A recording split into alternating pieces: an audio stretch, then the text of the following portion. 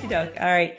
Hi, everyone. My name is Lisa Brierley, and beside me is my husband, Scott Brierley. And this is episode 44 of Soulmates and Suitcases. And we have an interesting guest on today, Matt Melvin, coming to us from the United States. And we're excited to share Matt's story. I think a lot of our audience will be very interested in hearing your story, Matt, and sharing what you have to offer. Good morning, Matt, or good evening. Thank you very much for having me on the show. You're welcome. So, Matt, you, like us, are as an author, and I think that's a big part of your journey that we definitely want to kind of dive into right away. Um, Tell us a little bit about you, Matt, and what's the name of your book? And show us a copy if you got one If handy. you have your book, I don't have one handy. My book is called Bullied Behind Bars, a gay Christian Trump supporter goes to prison. It took me 4 years to have it published. I wrote it while I was actually behind bars for the second time. I wrote it because I wanted to share my story, and I viewed my struggles and challenges as very similar to Anne Frank. And I didn't want to have anybody go through what I went through. So I was constantly writing, and it was for cathartic for me to share every second of every day. Obviously, I couldn't put everything that I saw or heard into a book. I mean, I could, but it would be thousands and thousands of pages and probably would, and nobody would want to read it.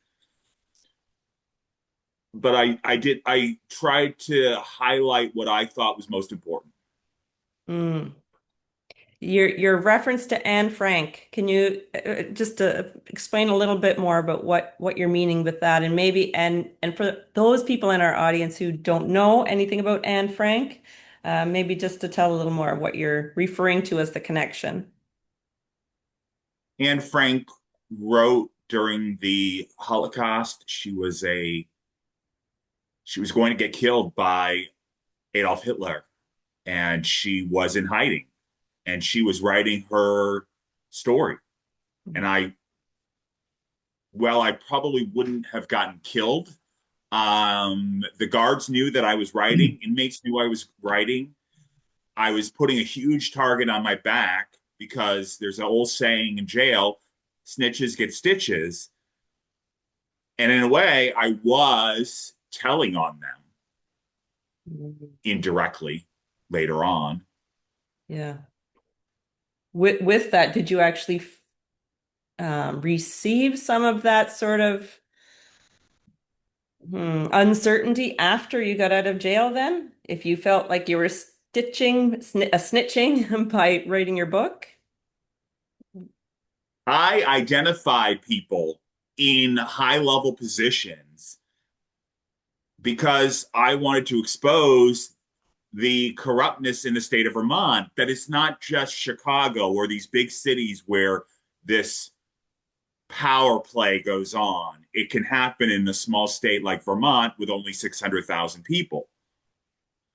And I wanted to expose how corrupt the judicial system is, and that I was targeted because I was an outspoken critic of the former chief of police. And the former chief of police, Aaron Noble, actually received a $200,000 payout to go away from the town of Shelburne. Mm.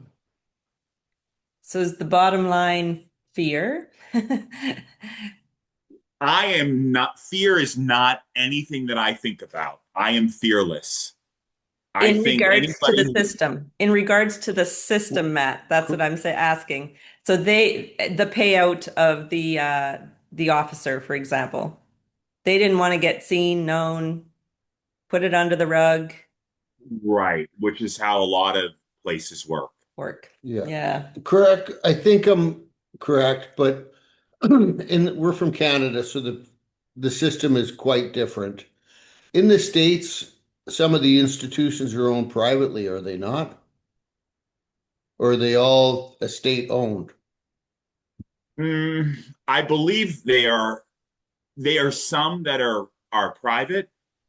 We have seen some corruption in the private sector as well. I know there were three judges that were implicated in a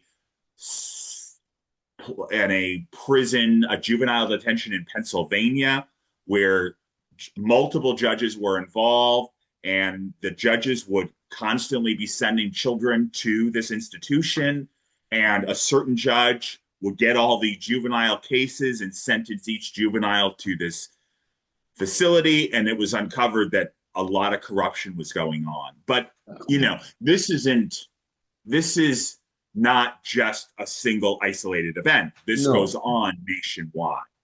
And there has to be a lot of people involved in order for a judge to be getting involved in something like this. And I always tell people, follow the money. People lie, numbers don't. You just follow the money, you'll find out what's going on. Who's getting rich. mm-hmm. That's true. And who has the power?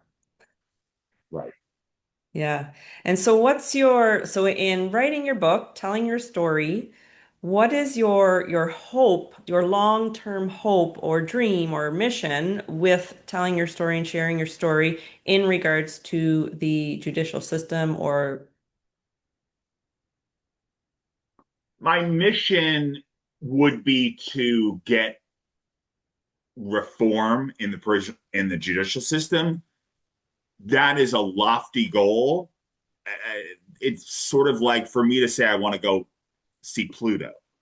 It probably is never going to happen.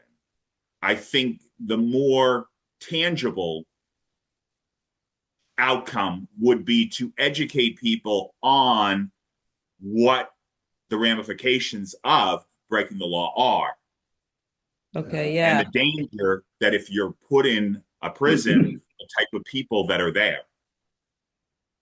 So it's not so much about so it's about educating people about who they are in society in regards to the choices they make and what can, I suppose, happen if you're in a place that is not in your control. Because you felt like you were in some sort of control, because you had mentioned about putting your head down, doing the job there, going through your time, but it didn't really play out that way for you. Right, because I'm not really in control. I mean, control is a illusion. Yes. We are never really in control. No. No. God is in control. And God can take us out whenever he wants. And not necessarily in looking at that negatively. It's that where the choice to be open to whatever happens is what happens. So do you see that a bit in your life? Like why were you put in sort of then this situation, if it's kind of God expected of you and your mission now? I believe part of the reason I went there was to strengthen my knowledge about the Bible, to get me to where I needed to be, because for 30 something years, I was a lukewarm Christian. And God was saying, you're either hot or you're cold. I don't want you lukewarm anymore. So make a decision. Right. And that's actually a very pivotal in many people's lives. We waver and we don't make decisions. And so we are in this place of uncertainty a lot. Right. Yeah. That's one of the decisions is one of the big things I talk about because I spent years around 12-step programs making the decision I was going to be sober, however, not really have sobriety. And that's having a peaceful life and make the changes that I needed to do for me to evolve in my life. And when I realized I'm the only one that can make the decision to change, not you, not you. Doesn't matter if I go to you for help. I still got to make the decision to accept the help. And a lot of people don't like that because the decision means it's finite. Like once you make a decision, you are going to do it, or else Whether it works or not. it's only a thought before you make the decision, because the decision's an action word. Yeah, I had to decide that stealing, being dishonest, and lying were not going to serve me or serve others. So where were you in your life, like spiritually, emotionally, all that sort of stuff, when you made that decision to steal the car so you could make some money? Like what maybe was going on in your well-being during that time? I wasn't taking care of myself. I was allowing the sadness and the frustration to boil up into anger and resentment and hate. And I was allowing other people to actions to affect me in a negative aspect. Plus, I was surrounding myself with negative people. Yeah. And so you see you've worked through that. Is that kind of what being in jail has provided for you to work through that understanding of that's where you were and now you're in a different space? It certainly has created a healing space for me. Mm. And again, being able to sharpen my saw, sharpen my wisdom about God and the Bible. And now I have the knowledge because you can't bring somebody to God if you don't know what's in the Bible. You can't bring somebody to God if you don't know what various cults are teaching. So while in prison, a lot of cults, Scientology, Christian Science, and Jehovah's Witness will send in volunteers because a lot of the men and women are at their lowest point and they're looking for love. They came from broken homes, broken families, and they want that love. The problem is the cults offer this illusion of love. If an individual doesn't love themselves, then they can't love another person. Mm. So I hear you calling everything that you don't believe in a cult. In your opinion, what makes a cult? What makes a cult is a ideology whereby people have to turn over all of their money Mm. and give up contact with family who are not in that cult. Mm. Okay, that kind of makes sense. Yeah. I know I had a friend years ago that went Jehovah Witness, and it was like it was insane. However, he didn't give up all his people because he we were still friends, like, and we would meet for dinners. I mean, did we do much more than that? No, but I lived out of the we only seen each other when I went back home. I'm surprised they allowed you to do that Must have been a Yeah. high. because typically cults don't allow any contact with non And it cult could members. and They call them subversives. Person. and all, Now, in your bio, Matt, you talk about being your on the autism spectrum. So, when you said that you were in prison and you were learning a lot about, was it about the different religions and very aware? And do you see your your I call it brilliance, and I've talked about this on my last couple of podcasts, that many people who are on the spectrum or have special abilities, as I like to call it, like ADHD and all those things, I call them quite brilliant because they seem to be extremely aware, absorb a lot of information, and just a high level of intelligence in many ways. Did you see that your being on the spectrum sort of gave you this, in some ways, superpower? I'd like to think. In some ways, it showed me who I could trust and who I couldn't trust, and to really be careful about the amount of information I give to people, because I don't know who this person is. I don't know who they know. But that's pretty similar to life. If I have a bad experience with somebody and I tell somebody else, I don't know what their relationship to that other person is.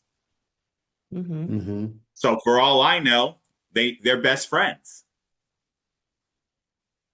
And as human beings, it's very easy to gossip about other people. Yeah. Gossip's the number one killer in people. Correct. Correct. Because people always are trying to compare themselves to somebody else. Yes. And we can never compare ourselves to somebody else. No. No. Each person has different gifts and each person has challenges. 100%. Yeah, for So sure. I look at it, when somebody complains to me, you can either complain or you can see the good. And complaining doesn't do any good, doesn't do any service. No. No. I mean, I look at people like Paul. Paul was in prison more than anybody else. And every time he was put in prison, he tried to see the joy. He was happy. At the Last Supper, Jesus knew Judas was going to betray him, but yet he treated Judas the same way he treated everybody else. Do we, as human beings, treat our enemies the same way as we treat our best friend? I would challenge most people don't. Mm-hmm. Is the ultimate understanding is that we're not looking inward and like you talked about love, self-worth, self-confidence. Most people are looking for affirmation from the outside world, 100, yeah. and they will always be disappointed. I will always be disappointed by somebody else. If I expect somebody to call me at a certain time and they don't, I'll be disappointed. But it's your choice or your decision on how much energy you put into that. Um, yeah. And to come from a place of curiosity, that's kind of where I've arrived in life a little more, is coming from this place of um listening because my two ears open and my mouth closes, but listening more with compassion and with love and understanding that I'm not there to solve anybody's problem. I can't solve anybody else's problems. Yeah, but many of us do. That's the thing. We think we're giving, but we're just looking to solve their problem because we don't want to look inward. Right. It's a lot easier to see somebody else's mistakes or problems than it is to look at our own. Well, Yeah. not only that, I find, or my experience in life, you'll have this person, one person that kind of controls everybody in the little groups. And it baffles me how people can't see through people's BS. I agree. Yeah. I'm very similar to that I can spot a troublemaker from a mile away. Yeah. So one of the things that your hopes is to get up on the big stages, share your story, and Right. what sort of experiences have you had now in regards to sharing your story, and what do you hope to do next? I've been on about 35, 40 podcasts. My goal would be to get up on stages and talk to people, because there's a lot of people that may not have actually been in a physical prison, but they're in a mental prison, mental That's health for prison. sure. Hmm. And until I accept that I have an issue, all the help in the world won't do anything. And I personally believe that the 12-step program is can work with anything, any addiction, whether it's your cell phone, which I think is one of the biggest addictions that Hmm. people have, or whether it's drugs or alcohol. or the long, long list of other addictions. Yeah, there's a lot of them. See, I believe that for a long time. Like I went to my first meeting when I was 15, and don't get me wrong, I really believe the 12 steps are a fantastic tool. However, for me, I've found so much judgment in the rooms because if you're not like them and do what they do, like I've done the steps probably, I'm going to say 15 times in my life, and I never had the spiritual awakening. And just like in society, Just a brief pause in the show. If you'd like to dive deeper into our work, our books are available on Amazon. You can also get instant electronic copies at payhip.com/Lisa Scott Brearley authors. Now, back to the show. stuff's covered up from the past. Mm. Like Bill Wilson and had a lot of mental issues, chased to cure what was ailing him besides the alcoholism with magic psychedelics, magic mushrooms, niacin therapy. However, you talk to some members, oh no, that didn't happen. And they got him up on a pedestal. However, they won't acknowledge the truth. And to me, that makes it a lie.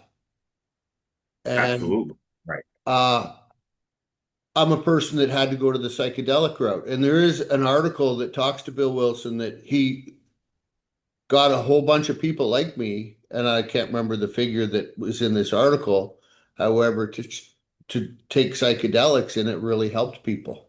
So is AA really out to help people, or they want to control people? It's a control mechanism. Yeah. Yeah. And when I got diagnosed with ADHD, I realized 75% of the people with addiction problems are using addiction to cover up ADHD or cover up autism or something. So is it really how they quote a disease of alcoholism, or is it a disease of ADHD, or is it a disease of alcohol? Like, do you know what I mean? But nobody's open to having a Conversation. realistic conversation. I shouldn't say nobody. There's a few people, but you get the real big thumpers that say they've made it, and I'll use an example. I went to a meeting in Hamilton, Ontario. My old actually two of my old sponsors there, and it's actually kind of funny. One's Marty and one's Martin. And they all sat up with the elite in the front row. And I haven't seen these people in a couple of years. And I sat in the back row by myself. That tells you how welcoming and warming people with years of sobriety are. And I know that's not all the time, and I know that. And don't get me wrong, like I believe the 12 steps is fantastic. However, kind of where it's evolved from when I was a kid at 17 going to meetings, it's completely different.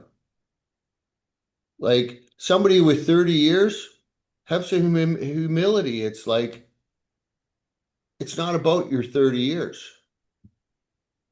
We've made it about time, and it's not about time, it's about today.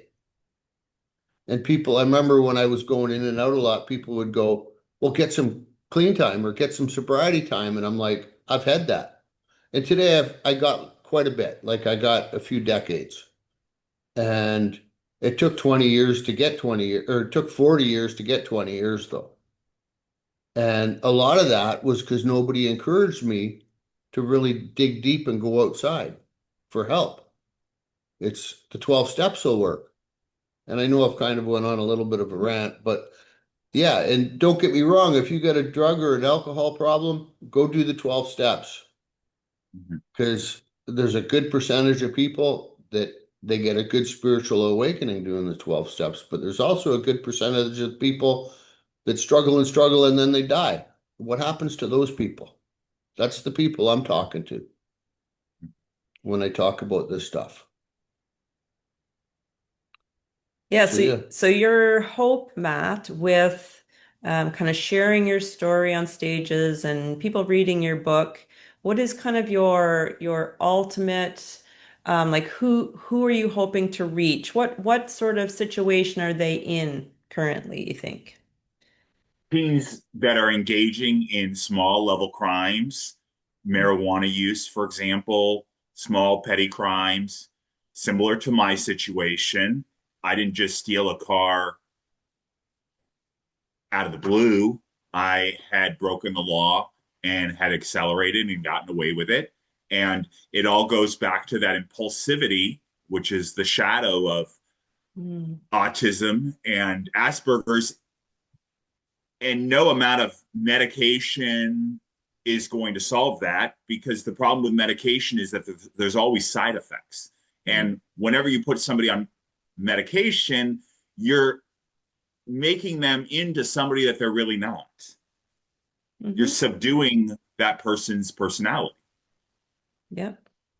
And if the person doesn't have the tools, then they're going to just go back to the learned behavior. You know, the definition of insanity is doing the same thing repeatedly and expecting different results. Yeah. If I didn't do the work in the Bible, and I wasn't praying, and I wasn't exposing myself to different church groups, I probably would have come out and gone right back to jail.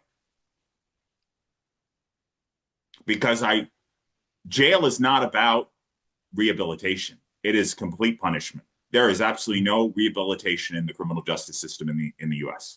Now there is some in other countries, but there's not in this country. And we can see that clearly. Louisiana has more people locked up than any other state, but yet their crime rate has not reduced. Yeah. So locking people up is not the answer. And giving somebody a cold bed, cold water, cold shower, cold meals, what does that do? I mean, it's barbaric. They did that in Jesus's day.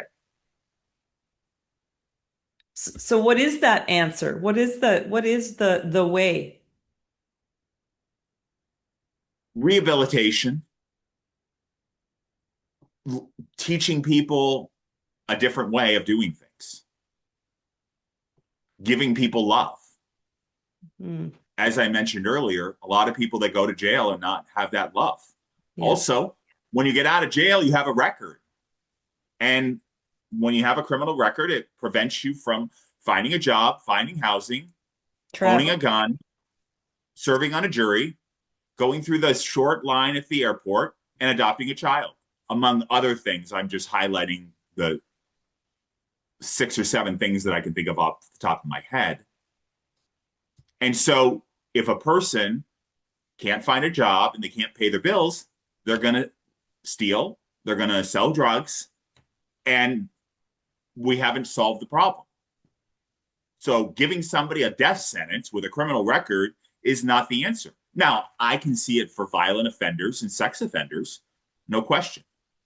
But for low-level folks that commit white-collar crimes, it doesn't work.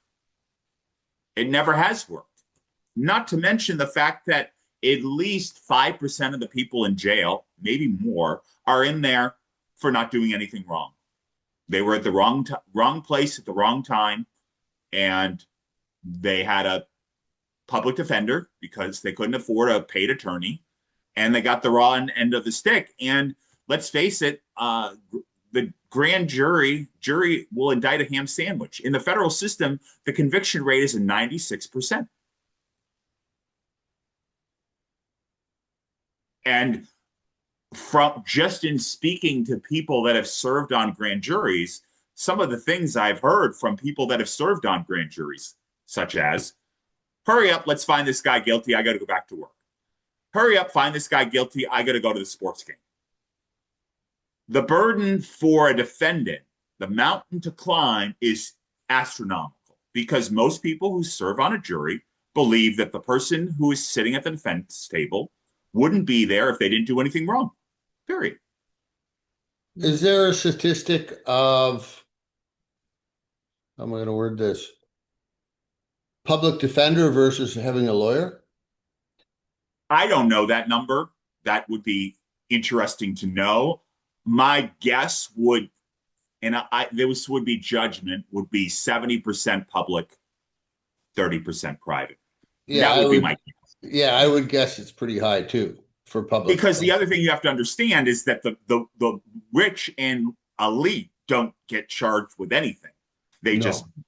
pay a judge off so they don't get charged. Yeah. So, and that's the other issue with our system is it's not equitable. Well, it's not even necessarily getting paid off. Like I know I'm from Canada, and I know when I was a kid, I was in a barroom fight and a knife got brought out and I stabbed somebody. And I was working for somebody in high level crime and I was doing legal stuff for them. But long story short, I ended up in jail with the older brother. He beat a guy with a pool cue, or sorry, a security guard at a store with a pool cue because his friend got caught shoplifting. He got less time than I did because he could afford a lawyer. And he had a way longer criminal record than I did. Right. And that's kind of what's wrong with, and I'm agreeing with you what the criminal system is. Is there a system out there that you go, there's the ideal system in the society? Is there one that you've seen? No. No, because it, No, because any system ruled by man is flawed. well, and the truth is it's about mental health. Right. And And the truth is that the mental health in this country and in most countries is not there. I know people that have a mental disorder, a physical disorder. And if they get pulled over by a police officer, the police officer, they have to share with the cop that they have this issue. Otherwise, the cop may think that they're doing something like grabbing a weapon or something because they don't they don't understand that this person has a physical disability. Wow. When you have this conversation, it feels like we have a lot of work to do. we do. Life is, but the biggest problem is it's about greed and Mm, fear mongering. And as Mhm. long as the governments can keep on greeding and fear mongering, this is the society we're going to get because it's all the people that are oppressed, or most of the people that are oppressed that are trying to get out, like you've said, to get one leg up. They're generally the ones that are all getting caught, not the ones that are high level. No, I mean, we have people that are serving in office that came in debt when they first came into office and now all of a sudden have $20 million. How does Yeah. that happen? yeah, it's an ugly snowballing thing that's going on. So it's the where do you want your snowball to grow, right? So you're talking about doing things like more love, more looking at ourselves for growth and our mental health. So I personally am seeing a lot more as an author as well of writing our personal stories, seeing more and more people write their personal stories. So there is this sort of blossoming of people coming forward of we need to do something. Like there is more of that because more are telling our story, more people are sharing. And so Yeah. yeah. It's like I see somebody that's walked in and they've only been in recovery for 3 years, they're getting chances to speak. But somebody that's been around for 40 years doesn't get a chance to speak as much because I'm a little rougher around the stem than most people. And I kind of say how it is for me, as you've kind of probably noticed even in the podcast. However, you can I know we kind of have this judgment call on what's great and what's not great. Like the polished look gets on, TV, or the polished look gets on the big stage with whoever the big speaker is. I won't say names, but um, the little guy like us can have a YouTube channel and a podcast and share your story, write a book. And so that's something you've done. Like you've written that book, you put it out there. So how has it been received by the public? Like, what feedback have you heard or have you seen that maybe is making an impact? I've seen some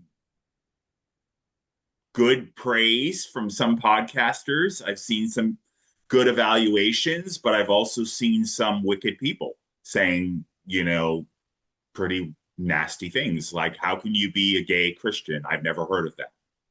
Okay, good for you. Yeah, yeah, good for you. And I've gotten some debates with people, and I'll just say, well, why don't you give up your condescending ways and find a therapist? Yeah. There are things that people do that I don't understand, but that's the way of the world. There's plenty of things that people do that I don't understand. But trying to tell me that being gay is wrong or a quote unquote lifestyle, I don't even know what that's supposed to mean. I could understand drinking as being a lifestyle, but I don't understand how being gay is a lifestyle.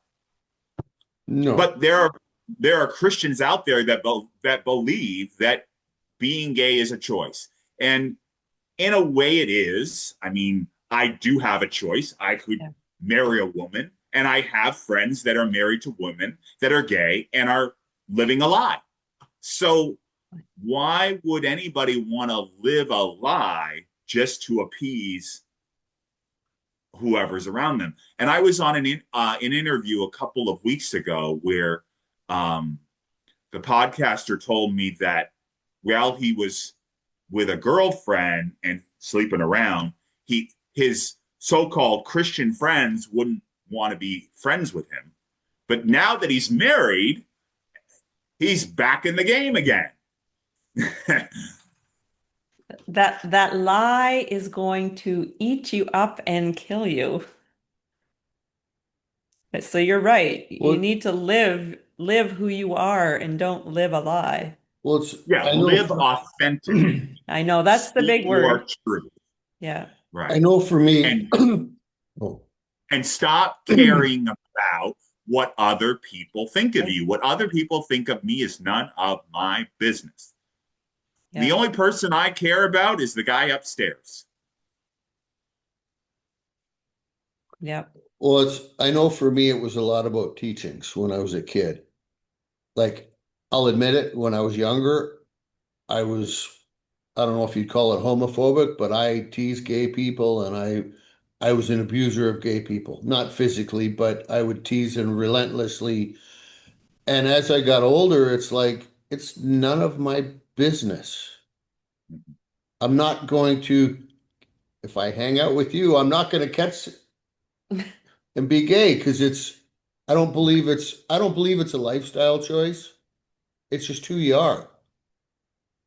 And I don't, yeah, I don't get society today because we've made so much improvement. However, we're still in the Stone Age. But when you were making fun of gay people, you were unhappy. You Oh, Yeah. you were 100%. right, 100%. and Absolutely. you used other people's you prided yourself in making other people feel miserable. 100%. That's the best way I could. But in the end, you were still unhappy. Yep, Yep. Yeah. I know. Mm. Well, and it's back to what you were talking about, the illusion of control. Because as long as I was belittling people, I was in thought the illusion of control. And it's like I would like to see some of the people that I did because I would like to make amends to some of the people that I bullied, all the people, but the people I can remember anyways. That's what I mean by some of the people. And doing stuff like this for me is making amends because it's like, get out of the Stone Age. Like, who cares what people do? It's none of your business.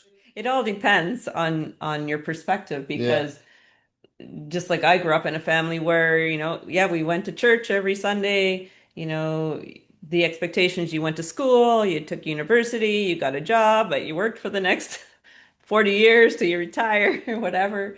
So I mean that still is Mm-hmm. Oh, influencing 100%. children too. So it comes down to this place of again instilling the self-love, the self-worth, um, like to me, kindness, compassion, empathy, like all those things need to come into play.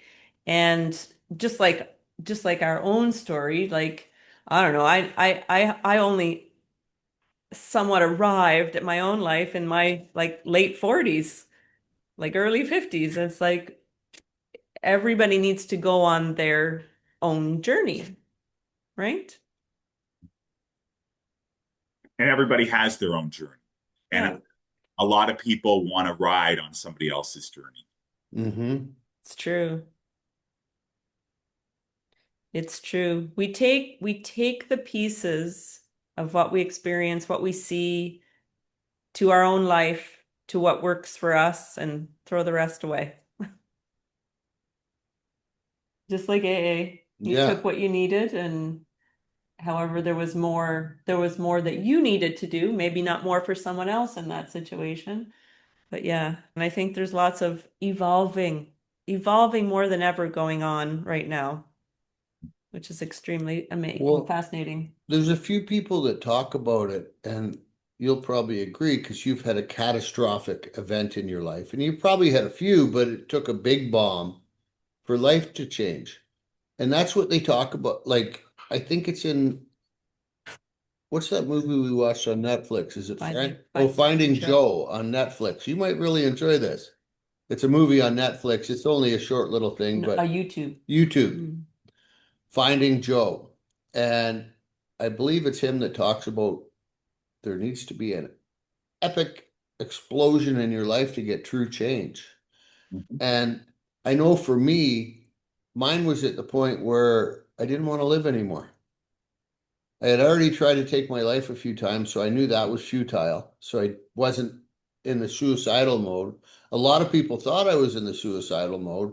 However, I was just beaten to a point where I was unlovable, unteachable, and that's when I slowly started making a change. And I heard somebody talk about the snowball effect, and I think it's happening because, like, you're here, I'm here, Lisa's here, and we do a podcast once a week with different people that are growing. And I know even in my own personal life, as I started to grow, the snowball got bigger, just as much as when I paid more attention to all the negative that my head was creating in my head. And the reason I say creating, because it was just creating it, because I'm still living the same life of Scott, but the negativity is not there.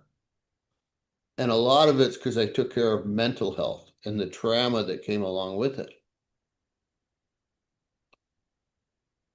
And when I feel at peace, I can smile. Where I didn't know how to smile before. I was on the Zoom call with a friend of mine the other day, and she goes, "Look at you, you're smiling. You never smiled before." Because you didn't love yourself. Yeah. Exactly.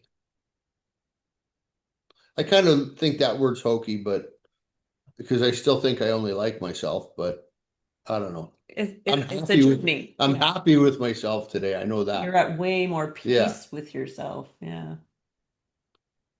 And what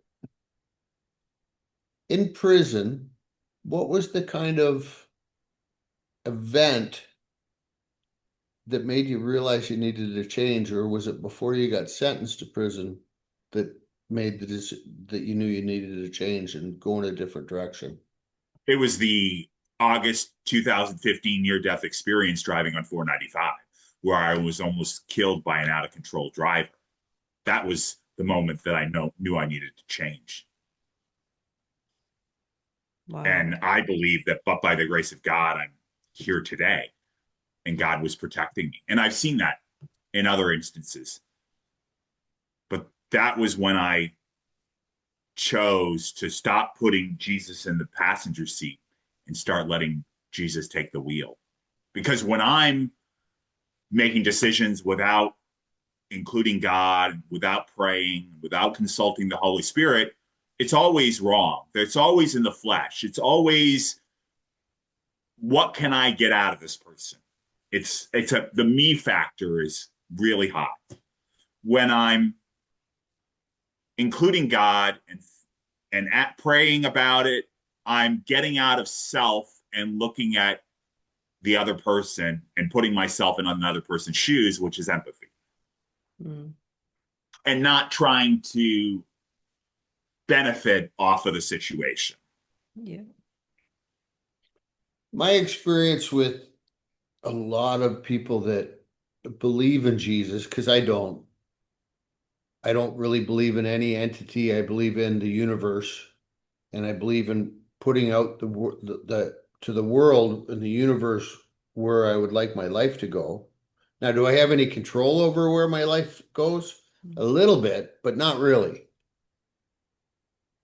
Uh, and the reason I say that is Lisa and I did this 3-month goal setting program, and one of the weekends that we got together, we had to we had to do something to sell everybody in the group on this product that we were selling. Well, I drew a resort in Thailand. I had never been to Thailand. And now we own a house in Thailand. 3 years later, we were building a house, or 4 years, 3 years.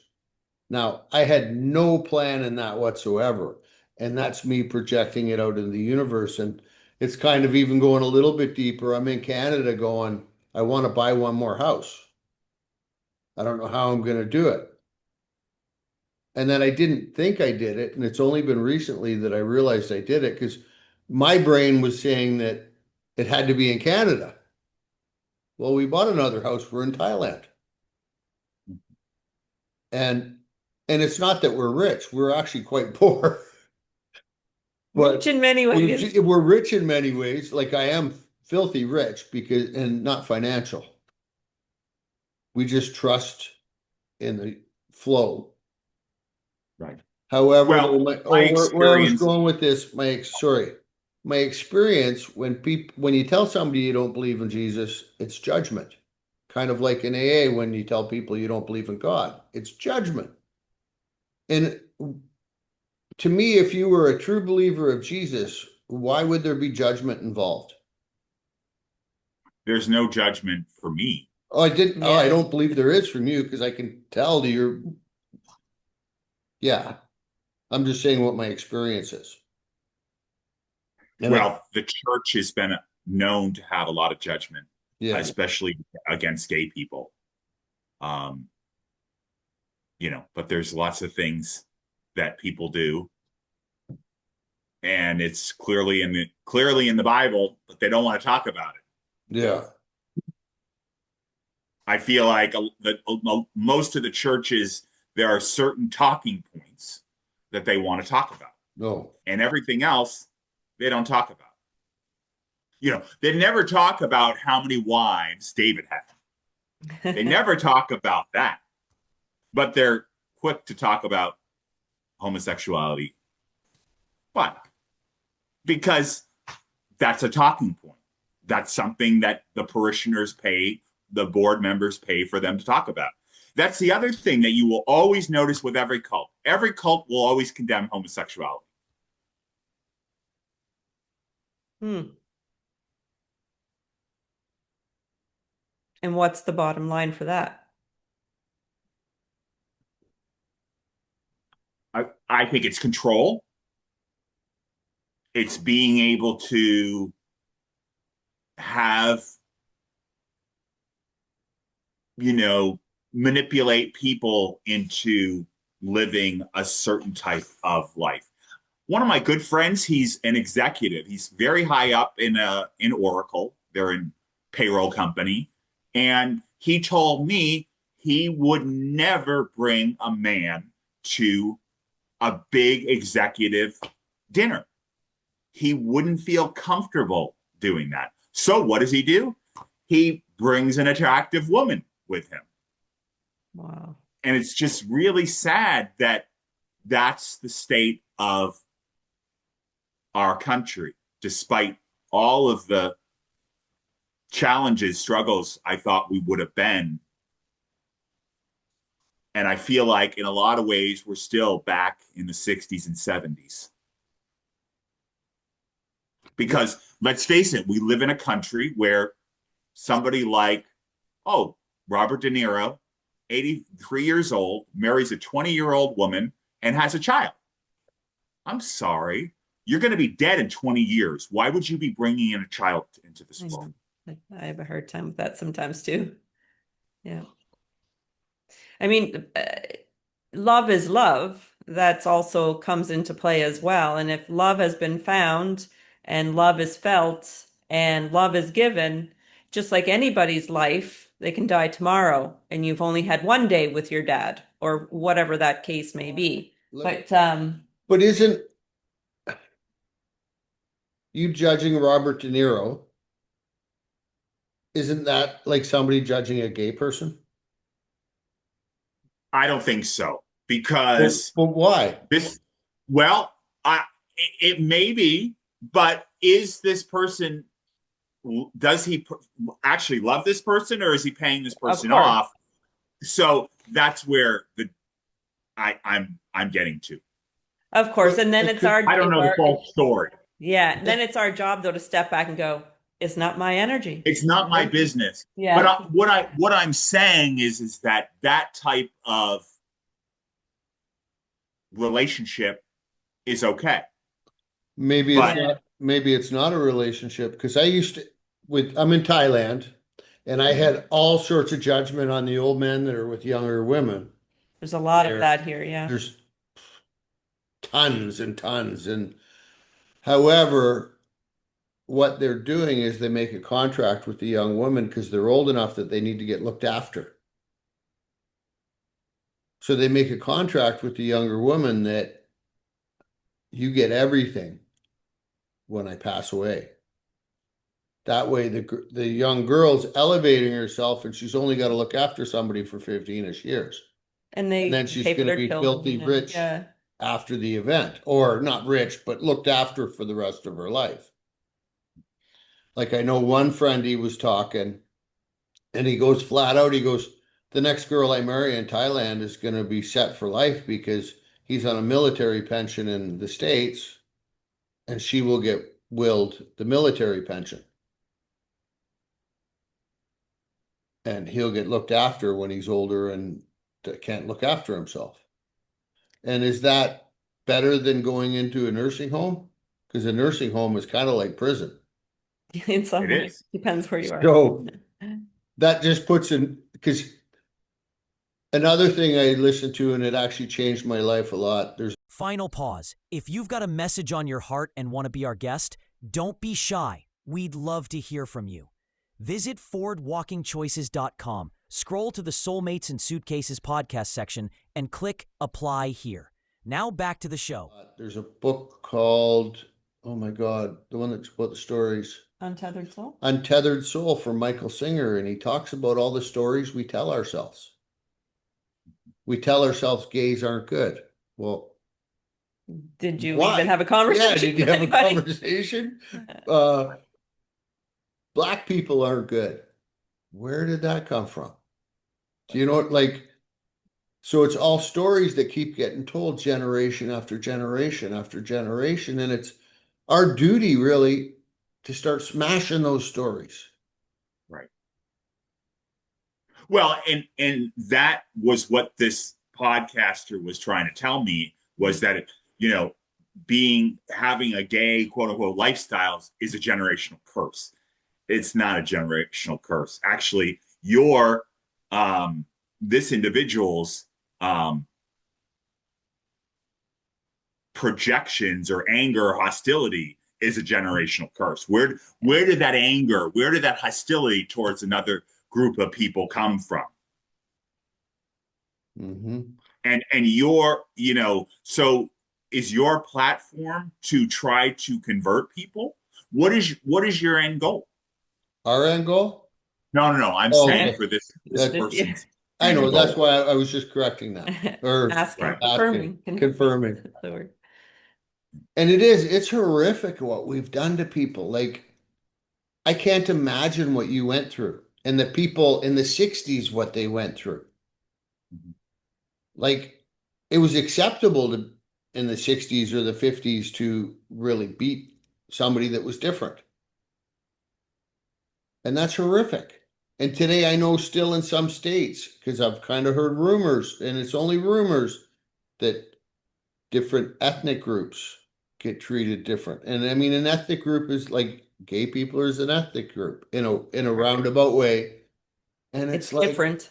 what is wrong with us? We're in 2025 and we're still in it. I still believe that it all stems from the powers to be.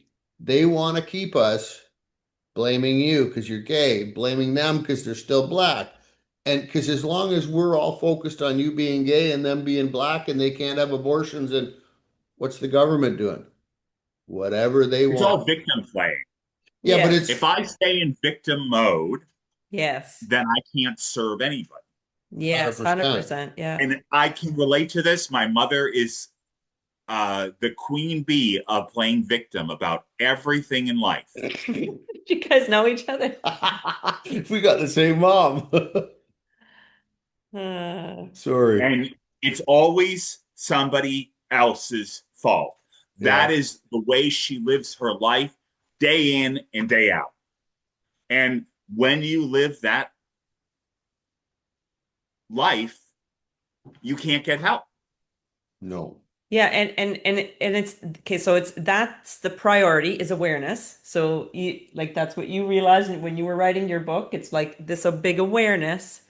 And now what's our responsibility? So our responsibility is now to look at ourself and are we continuing that drama or that trauma or that habit or pattern that we received from our parents. So now that's a decision to make and to start to change within your own body.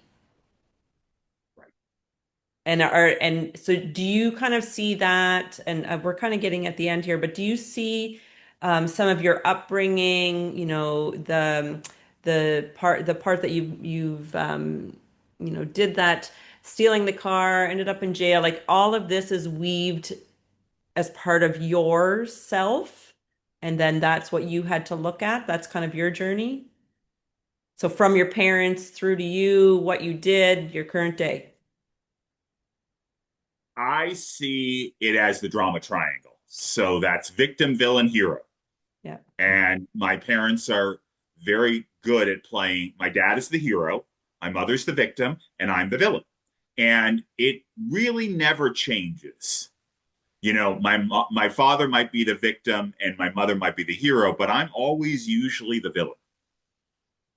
Yeah. And in doing a couple of years worth of men's work, I see how it played out. And I see it with other guys that come to the weekend. I remember we had one guy and we tried to do the drama triangle with him and he would try to do what Judge Judy always tells defendants not to do. Don't try to think about where I'm going, just answer the questions. And this person, well, if I do this, then this will happen. And we could not get through to him because he was always trying to figure out where we're going. He was always thinking that what was going to happen was not going to work, that somebody else was going to come in and mess the whole situation up. Yeah. And it's really unfortunate because this person didn't get the help that he needed and he's really wasted a weekend of trying to get some help. But unless you want to admit that you have a problem, unless you want to admit that you're willing to surrender, then there's nothing anybody else can do. Exactly it. Exactly it. I think what you're saying, Matt, is the bottom line is we need to look inward. And I would like to add on there, Matt, that I think not to look at an experience as wasted. It's all something to learn from, that's for sure. And even Scott, like years and years and years of, going into AA, and it's not wasted time. It's actually a lot of lessons were learned from that time that in the moment felt wasted. But the experience, I think our experiences are not bad or good. They are just experiences. We either learn or we win. And I think that's And a great way for us well, to, and the other part is it's not even about winning or losing. Sometimes maybe the teacher hasn't appeared yet. yes, Because the saying is when the student's ready, the teacher appears. yeah, exactly. And we can't force that. No. Like you were talking about the gentleman that was there for the weekend. He can't force himself to see something he can't see, or he can't force himself to not do his learned behaviors when he's so stuck in that event that he can't move forward. It's back to the catastrophic event, because that's when you're teachable, is when you have the catastrophic event. And Like, it doesn't always have to be huge. no, This event doesn't have to be huge. And this is something we've started to understand with Scott and I, because my events in my life may sound minor to other people, but for my body and my soul, it was big. And same with you. Like you had big stuff, and other people go, "Oh my gosh, how did you survive that one?"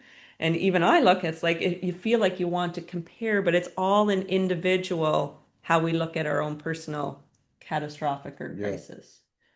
Yeah, Well, I don't even know if it's how we look at it. It's just the one that that that happens. breaks us, But yeah, or maybe not breaks us, but shatters us enough that we need to move forward. Because it's like I've had one of my friends that I've known for almost 30 years sit across the table from me and go, I'm thrown off balance when I hang out with you now because I don't even know who you are. But yet I've known him for 30 years.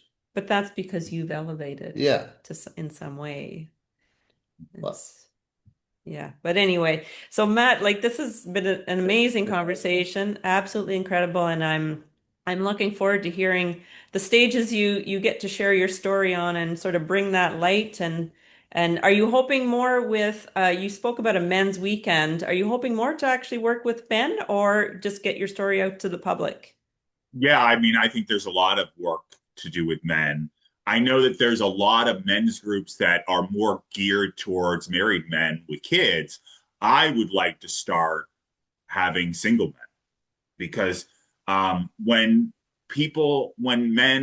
men have kids, it's just a different dynamic. And Yeah. when single guys don't have the kids, it it's just a different place in life. And I know a couple of my friends, we've had challenges trying to find a group because we can't relate to some of the guys in the group.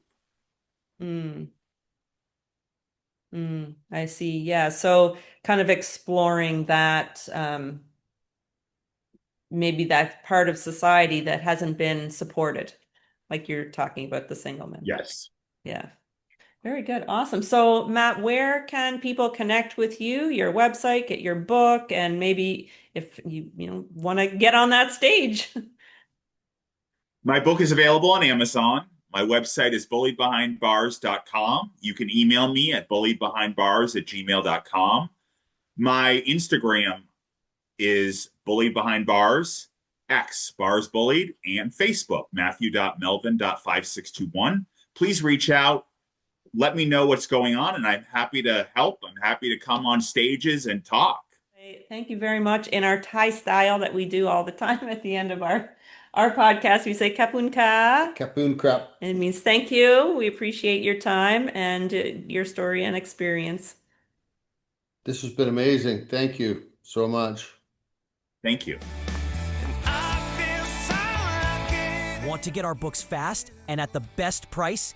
Get your electronic copy at https://payhip.com/Lisa Scott Brearley authors. Again, that's https://payhip.com/Lisa Scott Brearley authors.